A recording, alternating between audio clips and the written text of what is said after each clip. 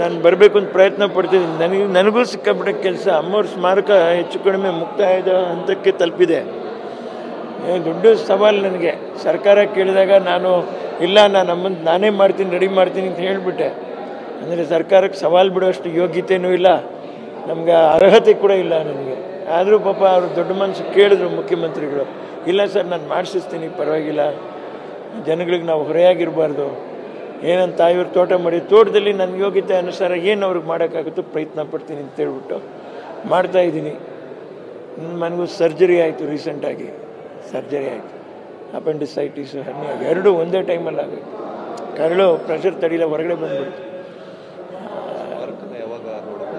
ಇನ್ನೂ ಒಂದು 2 ತಿಂಗಳು, 2.5 ತಿಂಗಳು ತುಂಬ ಅದು ಶಿಸ್ತಾಗಿ ಆಗಬೇಕು. ಒಂದು ಭೋಜನ ಮಾಡೋ ಹಾಗೆ ಒಂದು ಹಾಲ್, ಒಂದು 20-30 ಜನ ಊಟ ಮಾಡೋಂಥ ಒಂದು ಜಾಗ ಆಗಲಿ ಪಕ್ಕದಲ್ಲಿ, ಎಲ್ಲ ಸೇರಿ ಆಗಬೇಕು ಅಂತ.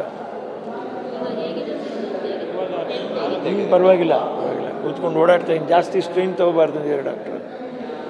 ನಾನು ಒಬ್ಬನೇ ಆಗಿರೋದ್ರಿಂದ ಸ್ಟ್ರೈನ್ ತೊಗೊಳ್ಳೇಬೇಕಾಗುತ್ತೆ. ಮಾಡಬೇಕು. ಏನು ಒಳ್ಳೇದಾಗಲಿ ಚಿತ್ರರಂಗಕ್ಕೆ ಅನ್ನುವಂಥದ್ದು ಅಷ್ಟೇ, ಅಷ್ಟು ಬಿಟ್ಟರೆ ಇನ್ನೇನು ಇಲ್ಲ.